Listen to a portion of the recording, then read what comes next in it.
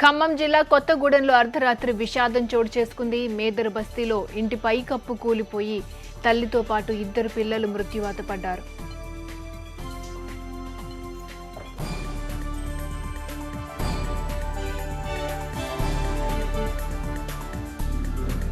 ఈ ప్రమాదానికి సంబంధించి మరింత సమాచారం మా కరెస్పాండెంట్ రాజా రమేష్ అందిస్తారు.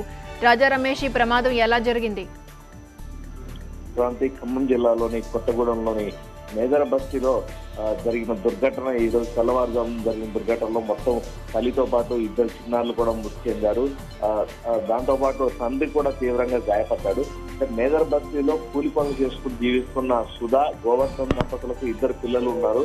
11 ఏళ్ల భార్గవి, 8 ఏళ్ల కీర్తన. ఇద్దరు పిల్లలు కూడా స్థానికంగా ఉన్న మేదర బస్తీ ప్రభుత్వ పాఠశాలలో చదువుకుంటున్నారు. వీళ్ళందరూ కూడా చాలా పేద కుటుంబం ఇది. వీళ్ళు కూలి పనులు చేసుకుని కుటుంబాన్ని పోషించుకోవాల్సిన పరిస్థితి ఉంది. దీంతో మేదర బస్తీలో ఉన్న ఒక పాత ఇంటిలో కొంతకాలంగా అద్దెకు నివసిస్తున్నారు. అద్దె తక్కువగా ఉండటం వల్ల ఇల్లు పాతదైనప్పటికీ అదే ఇంట్లో చాలా కాలంగా వీళ్ళు ఉంటూ వస్తున్నారు. ఈ నేపథ్యంలో ఈ రోజు తెల్లవారుజామున అంటే 3 గంటల సమయంలో ఆ ఇంటి పైకప్పు అంటే పెంకుటిల్లుగా ఉన్న ఇంటి పైకప్పులో ఉన్న దూలాలు పూర్తిగా శిథిలమైపోయి ఉన్నాయి. ఒక్కసారిగా దూలాలు కుంగిపోవడంతో పైకప్పు పూర్తిగా కూలి కిందికి వచ్చి పడిపోయింది. దీంతో కరెక్ట్ గా దూలం కింద నిద్రిస్తూ ఉన్న సుధా, అలాగే కీర్తన, భార్గవి, ఈ ముగ్గురు కూడా వెంటనే దూరం మీద పడటంతో అక్కడికక్కడే మృతి చెందడం జరిగింది. వీరికి కొద్ది దూరంలోనే నిద్రిస్తూ ఉన్న గోవర్ధన్ మీద కూడా పైకప్పు కూలి పడటంతో అతనికి తీవ్రమైన గాయాలయ్యాయి. అతను వెంటనే కొత్తగూడెం ఏరియా ప్రభుత్వ ఆసుపత్రికి తరలించి అవసరమైన చికిత్స అందజేస్తున్నారు.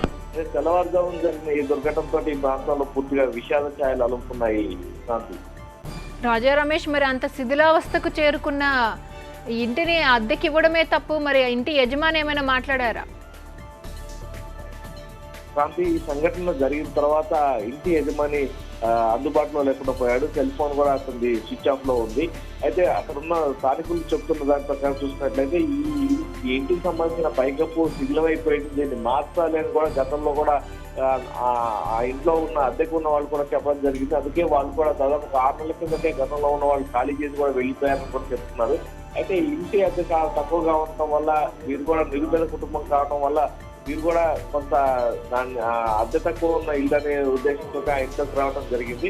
అయితే ఇంటిని పూర్తి స్థాయిలో తొలగించి వేరే ఇల్లు కట్టుకోవడానికి ఆ ఇంటి యజమాని కూడా యోచిస్తూ ఉన్నాడు. ఖాళీగా ఉంచడం ఎందుకు అని అతను అద్దెకి ఇవ్వడం జరిగింది. ఆ నేపథ్యంలోనే ఈ దుర్ఘటన జరిగిందని స్థానికుల ద్వారా మనకు తెలుస్తుంది. రాజా రమేష్, మరి బంధువులు ఏమంటున్నారు? ఈ సంఘటన ఈ దుర్ఘటన జరగగానే బంధువులందరూ కూడా అక్కడికి చేరుకోవడం జరిగింది. వాళ్ళందరూ కూడా చిన్నారులు ఇద్దరు కూడా మృత్యువాత పడటంతో ఆ బంధువులు కన్నీరు మున్నీరు అవుతున్నారు. ఈ ఇంటిని ఇంత నిర్లక్ష్యంగా అద్దెకిచ్చిన వ్యక్తి మీద, యజమాని మీద అవసరమైన చర్యలు తీసుకోవాలని వాళ్ళందరూ కూడా డిమాండ్ చేస్తున్నారు. అయితే ప్రస్తుతం ఇంటి యజమాని గోవర్ధన్ పరిస్థితి కూడా కొంత విషమంగా ఉంది. ప్రభుత్వ ఆసుపత్రిలో చికిత్స అందజేస్తున్నారు. బంధువులందరూ కూడా అతని పరిస్థితి కొంచెం కోలుకున్నట్టయితే కానీ దీనికి సంబంధించి న్యాయ పోరాటం చేయడానికి కూడా అవకాశం ఉండదు అని చెప్పి వారందరూ కూడా చెప్తున్నారు. ఓకే రమేష్.